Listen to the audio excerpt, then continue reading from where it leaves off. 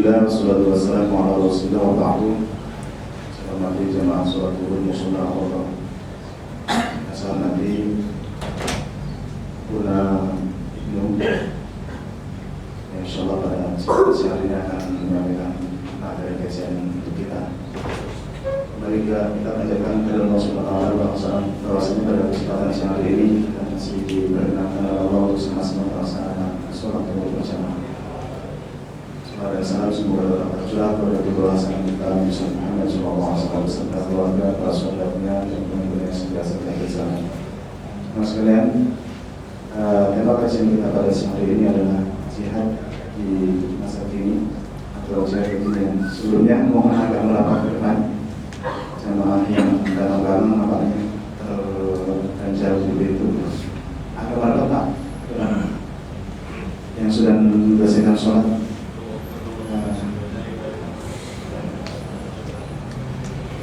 Baik, mari kita awali kajian kita pada siang hari ini dengan bersama membaca al-Basmalah. Bismillahirrahmanirrahim. Pada Ustaz Maria Nawar Masud. Assalamualaikum warahmatullahi wabarakatuh.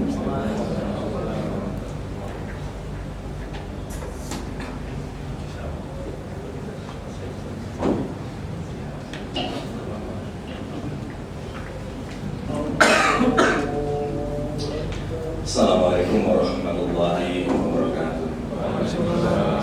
Alhamdulillah nahmaduhu wa nasta'inuhu wa nastaghfiruh wa na'udzu billahi min shururi anfusina wa min sayyiati a'malina. May yahdihillahu fala mudilla lahu wa may yudlil fala hadiya lahu.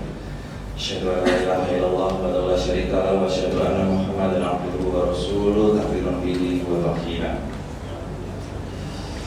Bapak-bapak, marilah pertama-tama kita mengucapkan syukur kepada Allah Subhanahu wa taala pada hari ini kita bisa hadir di sini dan insyaallah iktikaf kita pada kesempatan zuhur kali ini akan selalu mendapatkan rahmat dan berkah dari Allah Subhanahu wa taala. Nah, tema kita kali ini adalah tentang jihad. Kalau melihat jihad, pikirannya kita kemana-mana. Apalagi saya masukin satu foto yang kayaknya agak mendukung suasana di sini.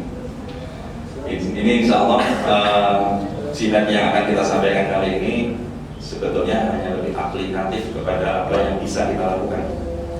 Karena kalau jihad yang kita harus ke Palestina dan sebagainya mungkin berapa persen saja yang bisa hadir di sana, tetapi mungkin sebagian besar lebih banyak ada di Indonesia sendiri, ada lebih banyak di negara kita sendiri. Tetapi kita pun sebetulnya bisa melakukan suatu jihad juga di Indonesia. Jihad apa itu? Oke, mari kita lihat dari arti jihad. Jihad itu dipandang dari sudut etimologi berarti bersungguh-sungguh. Ya. Kemudian dari terminologi jihad itu adalah perjuangan secara sungguh-sungguh dengan mengerahkan potensi yang ada, baik itu harta, pikiran, tenaga sesuai dengan perintah Allah. Makanya nggak salah kalau disebut Bapak yang namanya kita berangkat ke kantor itu adalah jihad. Kalau diniati dengan jihad. Kemudian kalau kita berangkat sekolah itu juga dikatakan jihad. Karena itu semua mengarahkan potensi yang ada. Kita sungguh-sungguh melakukannya dengan harta. Kita beli bensin, beli karcis kereta. Itu semua adalah merupakan suatu pengerahan harta dan jiwa. Nah, sekarang kita akan melihat siapa yang harus berjihad sebetulnya di dalam Allah. Silakan dilihat di At-Taubah ayat 41. Ya, di dalam At-Taubah ayat 41 itu disebutkan bahwa anfiru khifafan wa thiqalan. Jadi berangkatlah kamu dalam keadaan ringan dan berat. Jadi orang yang berjihad itu dalam keadaan ringan dan berat itu harus berjihad. Jadi tidak ada pengecualian di sini. Kemudian siapa yang harus dengan apa kita harus berjihad? Wajahidu bi amwalikum wa anfusikum. Artinya berjihadlah dengan harta dan diri. Harta dan diri. Ada sebuah surat dari Imam Nawawi Al-Bantani, seorang ulama di Banten, bukan Imam Nawawi itu, tapi Imam Nawawi Al-Bantani. Beliau pernah mengirim surat kepada salah satu syekh di Arab Saudi. Apa kelemahan umat Islam saat ini? Kelemahan umat Islam itu dia jabarkan di dalam sebuah buku. Judulnya Mengapa Umat Islam Tertinggal. intinya dua. Yang pertama, umat Islam itu sekarang itu penakut, yang kedua pelit. Padahal justru itu jauh dari makna jihad yang selama ini diajarkan kepada kita. Kita harus berani, tegas, dan nggak pelit dengan harta, gitu ya. Bagaimana yang dicontohkan oleh Umar dan Abu Bakar. Oke, apa yang harus kita lakukan di dalam kondisi kita saat ini, yang pegawai saat ini seperti sekarang kita? Yang pertama, khususnya itu adalah peningkatan peradaban Islam. Jadi Islam sekarang sudah sangat terpuruk peradabannya, sehingga kita perlu untuk meningkatkannya. Ini termasuk jihad yang luar biasa. Ada dua cara yang salah satu ya, mungkin ini banyak, tetapi yang paling penting itu ada dua cara. Yang pertama adalah meningkatkan ilmu pengetahuan yang aplikatif yang bisa dikerjakan oleh kita sekarang. Yang kedua adalah membumikan peradaban yang syar'i. Ya. Untuk apa kita meningkatkan ilmu pengetahuan? Kita akan cek satu-satu. Meningkatkan ilmu pengetahuan yang lebih aplikatif, misalnya di bidang pendidikan, jihad di bidang pendidikan. Kita harus menghasilkan sarjana-sarjana yang berwatak Islami. Artinya apa? Kita harus mengembangkan universitas-universitas Islam. Saat ini universitas-universitas Islam itu tidak terlalu banyak di Indonesia, tetapi kalaupun ada, kondisinya agak memprihatinkan. Mungkin hanya beberapa universitas Islam yang ada di Indonesia yang terkoordinir dengan baik dan menghasilkan lulusan-lulusan yang baik. Ya. Kemudian yang kedua adalah mengokohkan akhlak. Karena orang yang berpendidikan itu jauh lebih terjaga dari sisi emosinya. Orang yang berakhlak dan berpendidikan, dia lebih mudah untuk melakukan diskusi. Ya.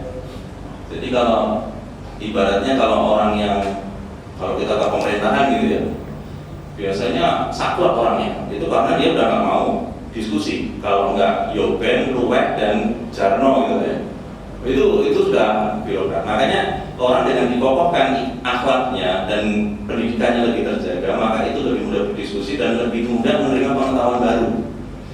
Jadi jangan heran kalau sekarang kemarin hukumnya makruh jadi haram atau makruh jadi halal, itu jangan heran, karena itu adalah perkembangan ilmu pengetahuan yang akhirnya menumbuhkan suatu temuan baru, yang mana temuan baru itu akan mengarahkan kepada suatu hukum baru.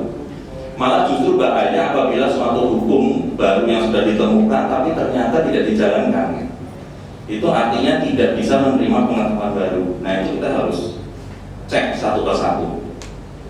Nah, kemudian kita juga harus melakukan jihad di bidang kesehatan. Saat ini dengan jihad di bidang kesehatan, rumah sakit Islam ini perlu untuk lebih dikembangkan.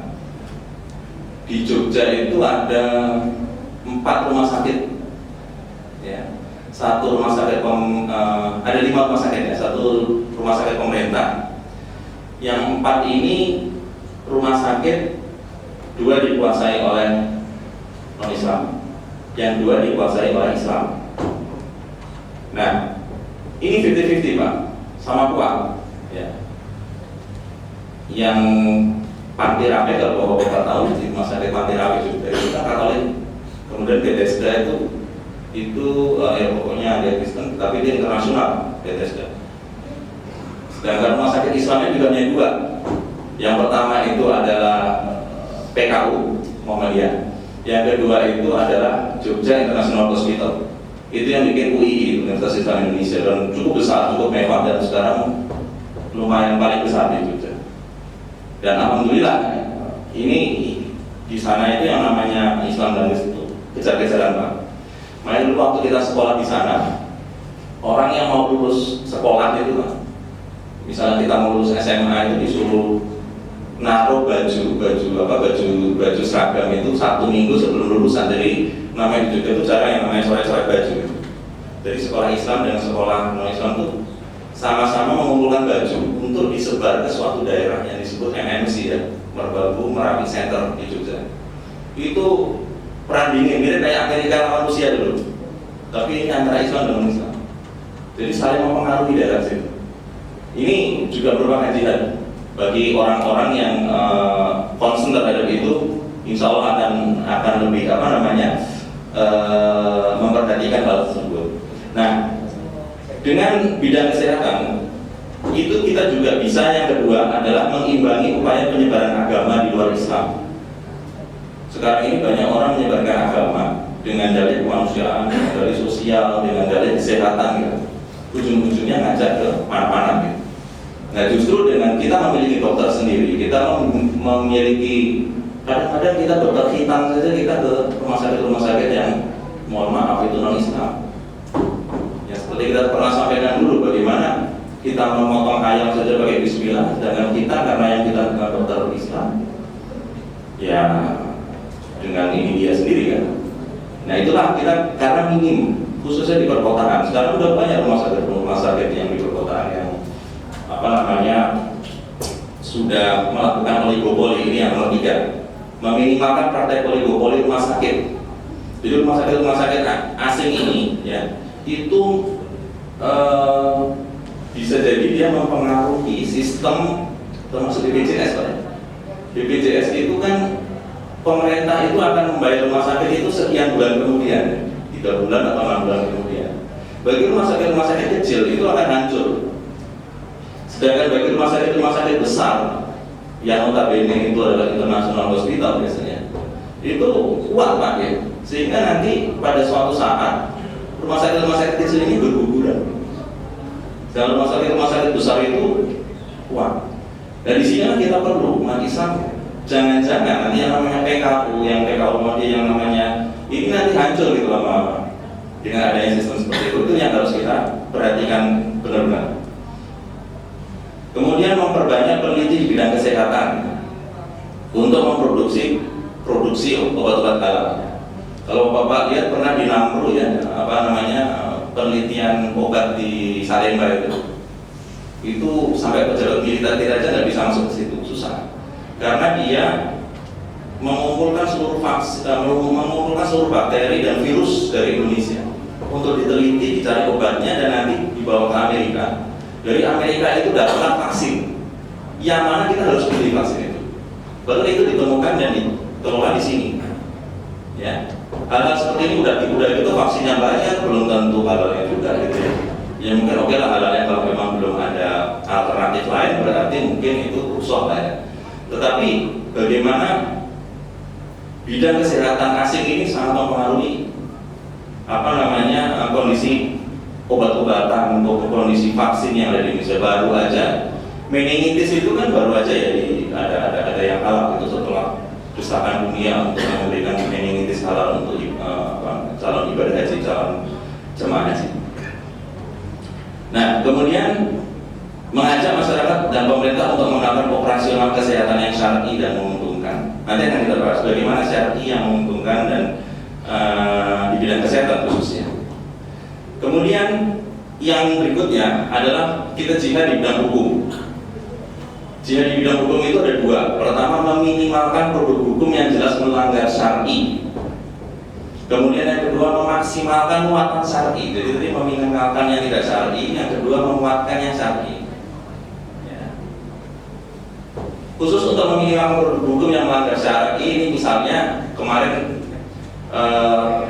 rekan-rekan yang ada di Ormas, salah satu Ormas itu melakukan yang disebut sebagai jihad konstitusi ke Mahkamah Konstitusi. Cukup banyak hasil kalau kita baca di media, apa-apa saja yang sudah bisa dijihadkan untuk sekedar meluruskan hal-hal yang tidak syar'i di dalam undang-undang ini. Pertama itu Undang-Undang Nomor 7 tentang sumber daya air. Kalau Bapak pernah lihat Aqua Bapak dari sumber mata air ini, itu adalah mengikuti Undang-Undang Nomor 7 ini. Nah, akhirnya apa? Jadi dia itu bisa menguasai satu mata air, kayak Aqua Danun itu dia bisa menguasai satu mata air. Kemudian efeknya masyarakat tidak mendapatkan hak penuh terhadap air tersebut, padahal itu di daerah dia. Lalu apa bedanya dengan minyak? Kalau minyak itu jelas, misalnya di daerah Duri ya, itu di situ ada Chevron misalnya. Chevron itu kalau minyak itu kan dia tidak bisa ditambang sendiri oleh masyarakat. Yang kedua, begitu bisa nambang pun orang juga nggak bisa langsung pakai.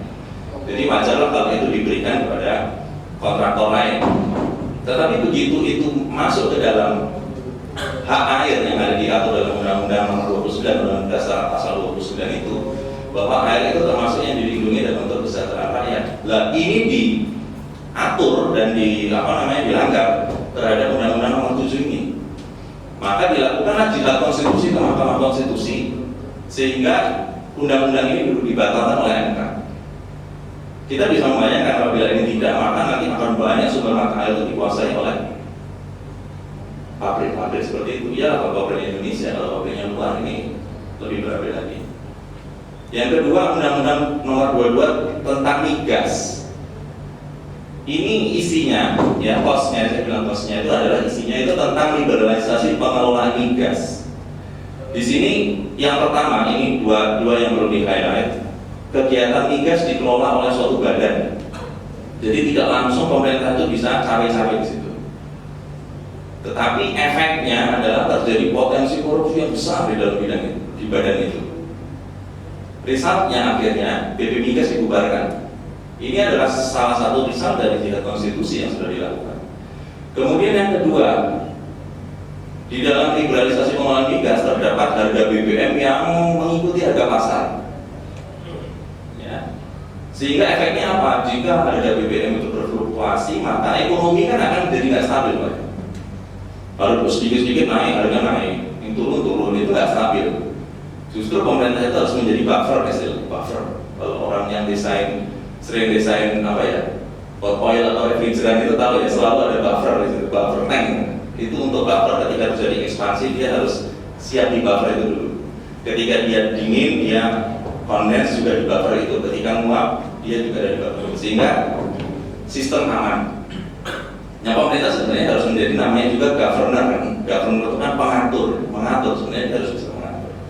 Nah, dengan berfluktuasi ekonomi akan tidak stabil, dilakukan lagi jihad konstitusi seperti ini dan akhirnya pasal terkait tentang liberalisasi itu dihapus. Kemudian yang ketiga, undang-undang tentang rumah sakit. Nah, ini yang kita singgung tadi.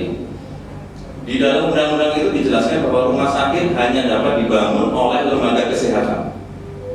Padahal rumah sakit Islam di Indonesia itu nggak ada yang dibikin khusus oleh lembaga kesehatan Islam, nggak ada. Yang bangun ya paling kayak tadi yang kalau di kasus di Jogja, UI itu Universitas Lembaga Pendidikan itu yang bangun. Di Jakarta Yarsi itu membangun rumah sakit Islam. Kemudian Ormas Muhammadiyah membangun PKU Muhammadiyah. Mereka semua nggak ada yang bergerak di bidang kesehatan. Nah, siapa yang ada bergerak di bidang kesehatan? Ya rumah sakit asing yang sering kita lihat di jalan-jalan ini yang besar-besar ini. Ya memang mereka bergerak di bidang itu. Ya. Nah, sehingga ini diprotes, ditentang. Artinya efeknya itu lembaga kesehatan besar hanya bisa dimiliki oleh asing. Sekali lagi tidak ada lembaga kesehatan Islam yang memiliki rumah sakit. Seperti takaful itu kan asuransi Islam, tapi dia juga tidak punya. Kemudian misalnya apa? Akhirnya MK membatalkan hal tersebut dan rumah sakit tidak harus dibangun oleh lembaga kesehatan. Jadi oleh siapa saja bisa. Ini ngeri sekali Pak kalau seandainya kita melihat bisnis ya. Mafia itu nggak ada di minyak saja, tapi di mana-mana juga ada. Makanya kita harus yang ahli hukum ada kita angkat satu-satu, kita pelajari satu-satu hukum Indonesia. Yang insinyur yang itu standar import perlu cek lagi itu. Kemarin enggak ada bapak di sini yang juga pernah waktu kita diminta melakukan kajian tentang Lorenzo ya. Kita Lorenzo ada di sini. Dan saya dikasih kesempatan untuk mewakili proses untuk menyampaikan itu dan disampaikan di depan bapak engineering manager, para DM dan GM. Untuk saya sampaikan, saya sandingkan yang namanya Lorenzo dengan surat Wal Asr. Itu ada bapak-bapak Jepangnya ada juga di situ. Saya sandingkan Lorenzo dan Wal Asri itu seperti apa sih? Ternyata memang Lorenzo tidak menyalahi dari Wal Asri. Tetapi Wal Asri masih punya kelebihan. Yaitu apa? Dalam menyampaikan metode dalam Islam itu watawasau bil haq, watawasau bil sabr. Ada nilai kesabaran di dalam menyampaikan. Nah, di dalam Lorenzo tidak dijelaskan namanya nilai kesabaran kan? Nah, sehingga kita bisa menyampaikan itu bahwa ini loh sistem yang sudah kita tahu selama ini lebih baik. Nah, hal seperti ini harus kita mulai apa namanya, sampaikan secara baik, secara halus dengan momen dan dengan tempat yang tepat. Ya. Karena kalau luar itu sudah berani, maka kita harus mulailah minimal proteksi.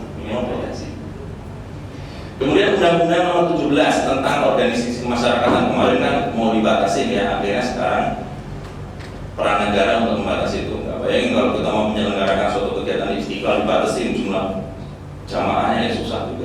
Bagaimana cara membatasi orang yang mau datang ke Istiqlal? Nah, ini kemudian ada lagi beberapa undang-undang yang nanti akan diajukan ke Mahkamah Konstitusi, antara lain Undang-Undang tentang ketenaga listrikan, semuanya lagi rame karena Pak Rizal Ramli lagi bagaimana kita beli token sekian dapatnya sekian gitu ya. Ini nanti juga sudah akan dibahas. Kemudian Undang-Undang 24 tentang lalu lintas devisa dan sistem nilai tukar. Ini juga akan dibahas, dilihat dari semua nilai, aspek syariahnya seperti apa. Kemudian yang ketiga, Undang-Undang Nomor 25 tentang penanaman modal. Jadi mulai sekarang memang umat Islam itu harus membuka wawasan, hati-hati, jangan-jangan kita itu maju tetapi di sekeliling kita itu ada pembatas-pembatas yang menggiring kita. Nah, itulah yang harus kita breaking. Jadi kita harus antisipasi terhadap. Yang dari Nahdlatul Ulama sendiri juga sudah melakukan hal itu dengan ikhtiar jika politik banyak dilakukan di dalam kabinet. Ya. Mudah-mudahan itu menjadi sesuatu yang istiqomah sehingga bisa membalance dari teman-teman yang lain. Karena perlu juga ulama itu ada di dalam. Ulama itu jadi sebetulnya dakwah itu bukan menjadi profesi, tetapi setiap profesi itu harus berdakwah. Ya, jadi dakwah itu jangan dijadikan profesi. Umar, Utsman, Ali itu kan semua bukan khusus dai ya, tapi beliau pedagang, tapi berdakwah. Mungkin yang bisa dikatakan dai di zaman Rasulullah itu beberapa saja seperti Abu Hurairah, memang khusus beliau. Tapi yang kebanyakan sahabat itu mereka adalah orang-orang yang bekerja di luar dakwah, tapi mereka berdakwah.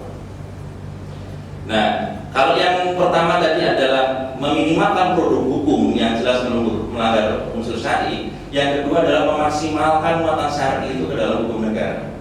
Ya. Ini kita nggak bilang bahwa ini ceramah ini ya. Jangan berpikir itu, karena ini pun sudah ditetapkan oleh keputusan Komisi Fatwa Indonesia, Majelis Ulama Indonesia, mengenai masalah nomor 10 ya, paling bawah, memberikan dukungan dan partisipasi dalam ikhtiar dan proses penyerapan hukum Islam ke dalam hukum nasional. Jadi Komisi A MUI ini sendiri sudah memberikan lampu hijau untuk kita melakukan ikhtiar dalam proses penyerapan hukum Islam. Backgroundnya mereka mengatakan bahwa hukum selama ini yang dipakai Indonesia itu sudah sejak zaman Belanda, sehingga itu harus coba kita cek lagi. Cek secara apa ya, karena kita mayoritas Muslim ya, kita cek secara Muslim, secara syar'i. Ya. Nah, kemudian dasar penetapan dari hukum yang kemana kita harus mengikuti hukum syar'i, yaitu tadi Anis 59 ini yang paling populer nih kalau mau sidang isbat populer. Ayo orang beriman taatilah Allah dan taatilah Rasul dan ulil amri di antara kamu. Tapi biasanya orang kampanye Pak cuma sampai di antara kamu sini biasanya. Padahal di belakangnya ada. Kemudian jika kamu berlainan pendapat tentang sesuatu, maka kembalikanlah dia kepada Allah dan Rasulnya. Ya. Jadi kalau ada tentangan ya namanya manusia kan mudah ya, namanya itu kita kembalikan. Makanya jika ada suatu hukum KUHP yang selama ini mungkin mengacu kepada hukum zaman kolonial, ya marilah kita kembalikan itu kalau bisa ke hukum yang sesuai dengan hukum yang ditetapkan oleh Allah Subhanahu wa Ta'ala. Nah, ini juga merupakan suatu, ini yang ramai kemarin sama DBCS, Komisi Fatwa, Komisi B. Jadi sebenarnya isi dari tulisan itu memang tidak mengharamkan, tetapi secara secara de jure memang belum mengatakan haram. Tapi de facto-nya kita lihat yang di kuning-kuning. Program BPJS Kesehatan belum mencerminkan konsep ideal jaminan sosial dalam Islam. terlebih lagi jika dilihat dari hubungan hukum dan akad antara para pihak. Ini juga sudah diputuskan, artinya sudah dikonsepkan. Ini belum menjadi fatwa, tapi ini sudah menjadi konsep masukan untuk komisi fatwa. Ya, jadi ini bagus. Artinya dari Majelis Ulama sendiri juga sudah mulai terkesan untuk menerapkan hukum Islam ini dengan lebih baik. Ini rujukan ya, untuk ilmu pengetahuan ya, bagaimana kita kewajiban berilmu pengetahuan dan hukum. Nah, kita sebagai karyawan bagaimana ini? Ya, karyawan ini minimal sifat yang harus dimiliki dua. Yang pertama itu profesional dan kejujuran. Kenapa kita harus profesional dan kenapa kita harus jujur dan bagaimana kita bisa mengkolaborasi keduanya? Kalau kita hanya memiliki nilai profesional, kita tidak memiliki nilai kejujuran. Jadi kejujurannya 0, profesionalnya 100 misalnya. Hasilnya apa? Dapat karyawan yang korupsi, mudah kejahatan, terjadi kebohongan dan lain sebagainya, penindakan dan sebagainya. Tetapi ketika kejujuran itu 100, ini sebaliknya, profesionalnya 0, ya kita tidak dapat membentuk suatu peradaban yang tinggi. Ustadz semua nggak ada teknik sipil padahal mau membangun jembatan, ya nggak jadi jembatan yang gitu. Artinya harus ada yang sifat kejujuran dan profesionalisme itu bukan si A jujur, si B profesional, bukan. Dalam diri kita harus ada kejujuran dan ada profesionalisme. Ada sebuah contoh ya, bagaimana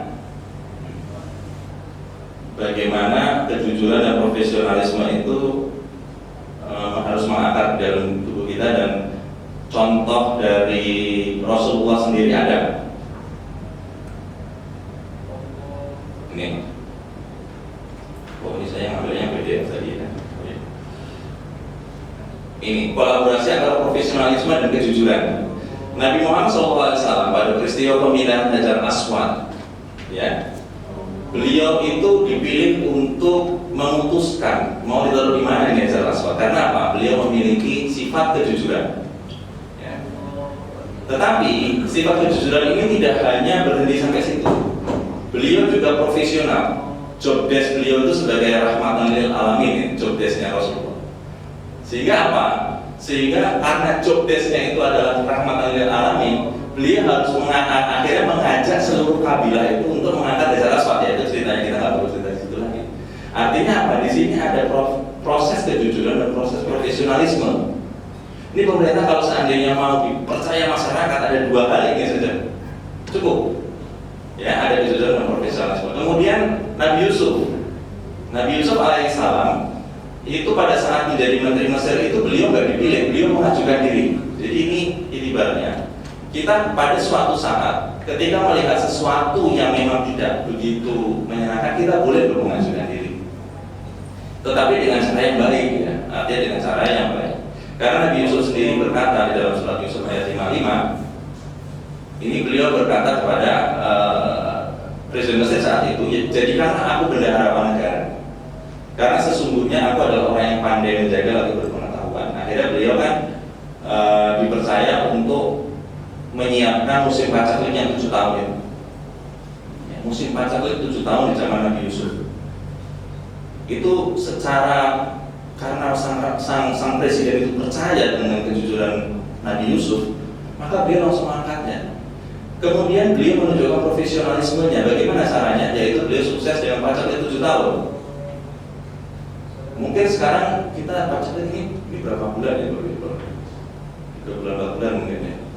Bingung gitu sekarang. Tapi bagaimana dulu Nabi Yusuf itu bisa? Pada waktu itu walau bagaimana, belum ada zamannya zat pengawet, belum ada zamannya apa ya, itu sudah bisa mempertahankan pacaklik itu sampai 7 tahun.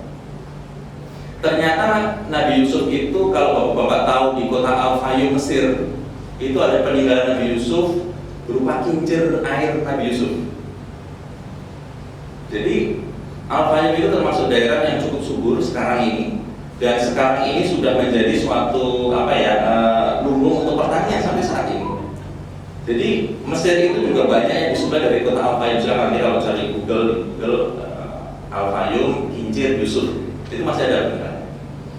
Jadi beliau bisa melakukan apa ya dulu ya, panca usaha tani ya oleh Pak Harto ya, ini daerah Brebes ini namanya Brambang, daerah ini apa namanya mana beras, ini beras. Jadi bisa melakukan suatu pemetaan terhadap pertanian. Itu manajemen Nabi Yusuf. Jadi kita harus memiliki sifat profesionalisme dan kejujuran. Oke. Nah, kemudian kerja itu yang paling terkenal kan kerja adalah ibadah ya. Walau zina yang saya lihat, jadi tidak aku ciptakan zina manusia kecuali untuk ibadah. Itu yang paling terkenal. Jadi kerja kita ini adalah sebagai kerja ibadah. Otomatis kalau kerja ibadah ya jangan melakukan sesuatu yang menjauhi dari konsep ibadah.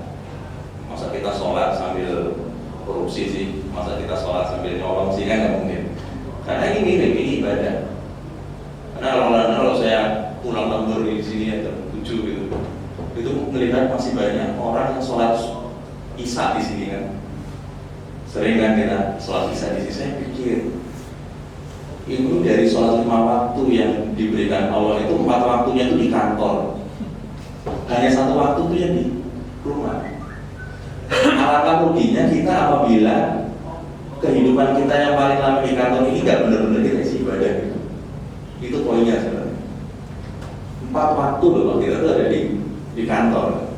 Ya. Jadi kita harus membuat kerja ini bernilai ibadah. Ya. Ini sama saya di sini juga mancing nih Pak sebenarnya supaya bapak-bapak besok gantian di sini gitu ya di sini. Karena apa ini supaya kita merasakan bersama nikmatnya apa ibadah. Kemudian yang kedua kerja adalah amanah. Ya. Bagaimana dulu hanya manusia yang mau menerima amanah dari Allah, gunung-gunung hancur dan lain sebagainya. Ya. Berat ini amanah yang kita terima ini. Kemudian kerja adalah rahmah. Nah, ini cara rahmah ini sesungguhnya jika kamu bersyukur kami akan menambah nikmat bagi.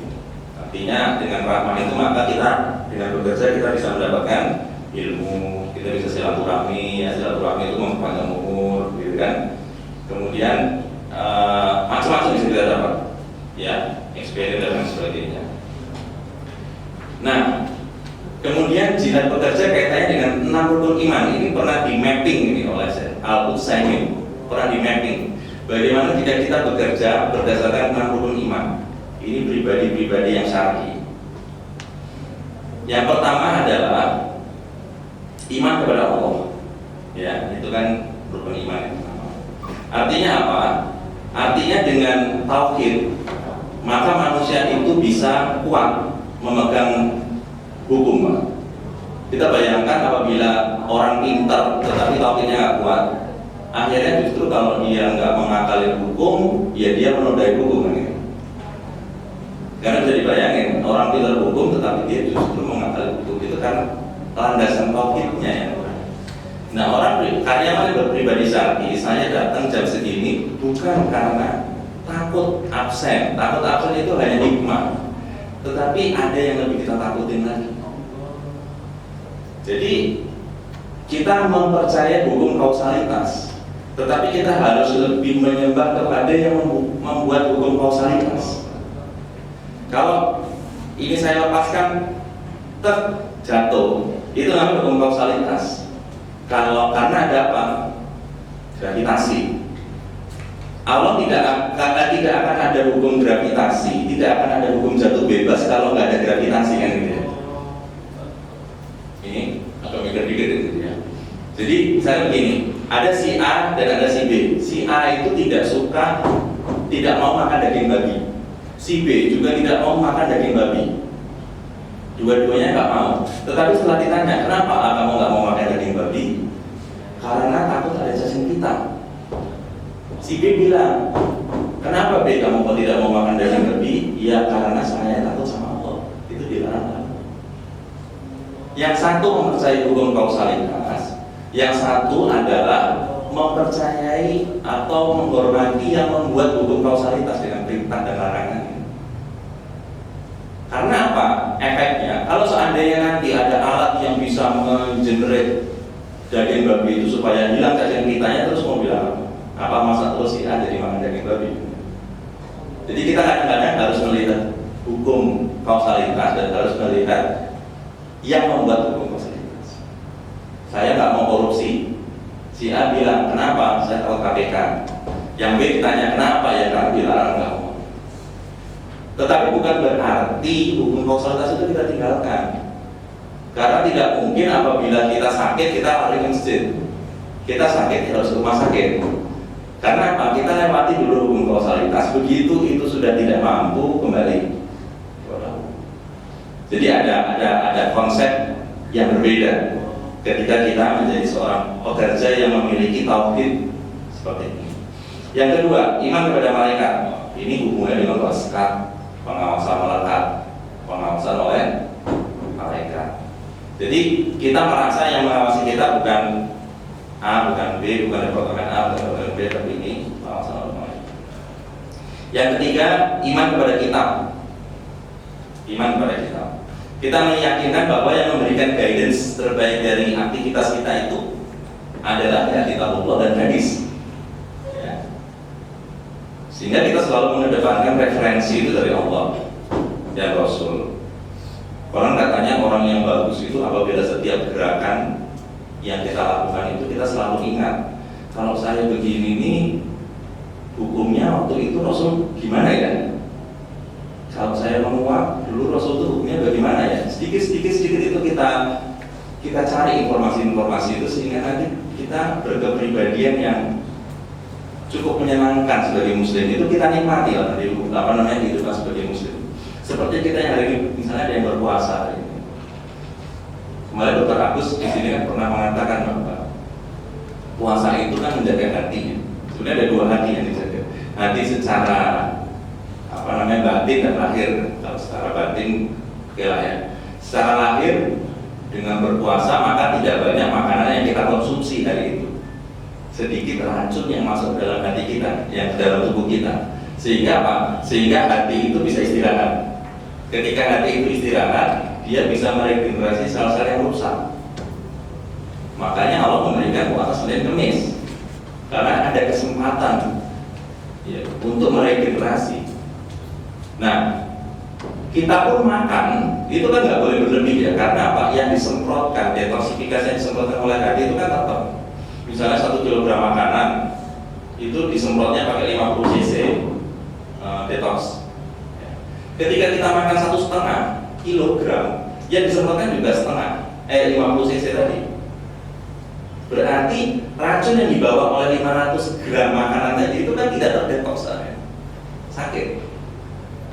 Sehingga hikmahnya dua. Pertama, jangan makan berlebih. Yang kedua, carilah makanan yang super toyib. Makanan yang toyib aja itu masih mengandung racun, apalagi yang tidak toyib. Mas saya heran, sedih kadang-kadang masih ada yang melakukan hal yang makruh kayak gitu ya. Ya kalau dia bukan contoh atau public figure itu, contoh public figure masih udah tutut gitu kayaknya loh gimana gitu ya.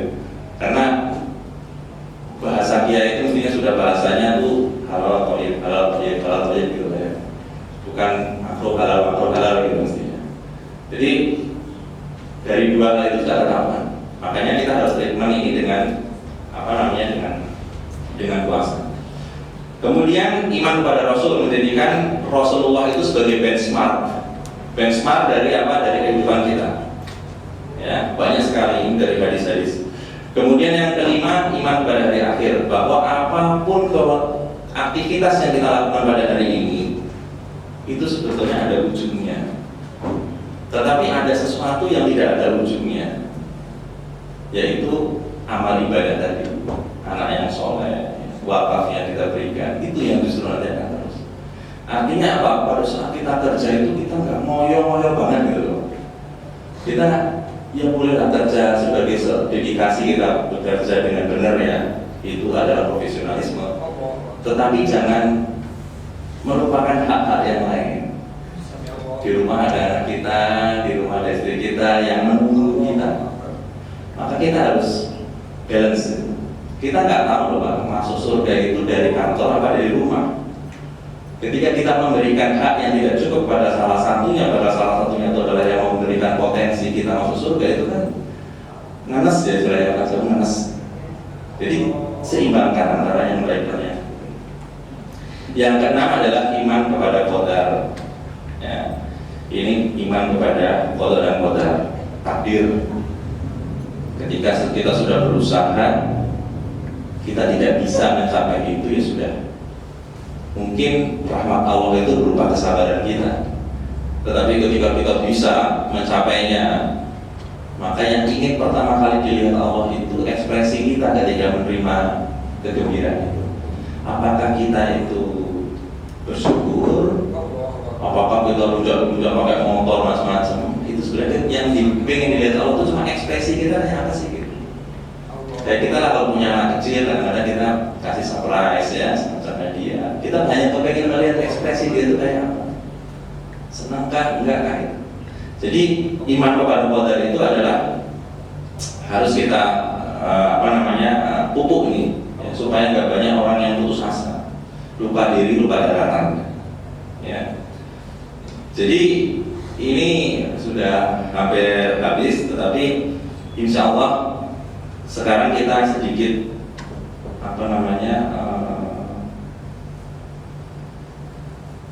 melihatnya bagaimana kita seharusnya sebagai Islam ini kita bandingkan antara kaum Nabi Musa, Nabi Isa dan Nabi Muhammad. Tadi kan suka bersulo ya, bersulo itu apa? Suka mengeluh.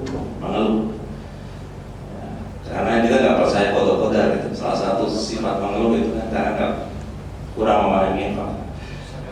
Ini terjadi pada kaum Nabi Musa alaihissalam. Ketika diturunkan makanan dari langit, ya salwa dan mana itu para umat Musa saat itu mengatakan, Musa, kami tidak bisa sabar dengan satu macam makanan saja. Ngeluh kan? Ya. Ini kapan peristiwanya? Ini peristiwanya setelah bebas dari Fir'aun. Jadi mereka sudah dibebaskan dari Fir'aun, mereka melihat mukjizat terbelahnya laut. Setelah sampai di sana, mereka masih dikasih makanan, masih mengeluh. Kemudian yang kedua, Nabi Isa, sama Pak. Umat Nabi Isa ini, Musa dan Isa ini, Nabi Israel ini memang istimewa Pak. Ini juga diturunkan makanan dari langit ya, yang disebut sebagai, kalau Bapak pernah lihat di gereja-gereja gede itu kan ada jamuan ya, itu diberikan 7 ikan besar dan 7 roti. Itu prospek langsung dari atas. Terus apa kata umatnya pada saat itu? Kami tidak akan makan sebelum engkau makan terlebih dahulu. Nggak percaya Pak, tidak mau diracun gitu sama Nabi Isa. Ini adalah sifat-sifat yang terjadi di umat-umat Bani Israil. Maka kita sebetulnya sebagai umat Nabi Muhammad SAW, kita harus lebih bijaksana, ya, nerimo tetapi ya, profesional, jujur, tetapi nerimo dengan keadaan. Nerimo itu bukan berarti terus nggak melakukan apa-apa ya Pak, ya, tetapi menerima ketika kita sudah berusaha. Tugas kita kan berusaha ya. Hasil itu nanti Allah yang menentukan. Saya kira itu saja, sudah 2 menit kurang. Mudah-mudahan ini semua bisa menjadi tiba bagi kita semua. Mohon maaf apabila ada kesalahan. Mari kita tutup dengan kafaratul majelis. Subhanakallahumma wa bihamdika asyhadu an la ilaha illa anta astaghfiruka wa atubu ilaik. Assalamualaikum warahmatullahi wabarakatuh.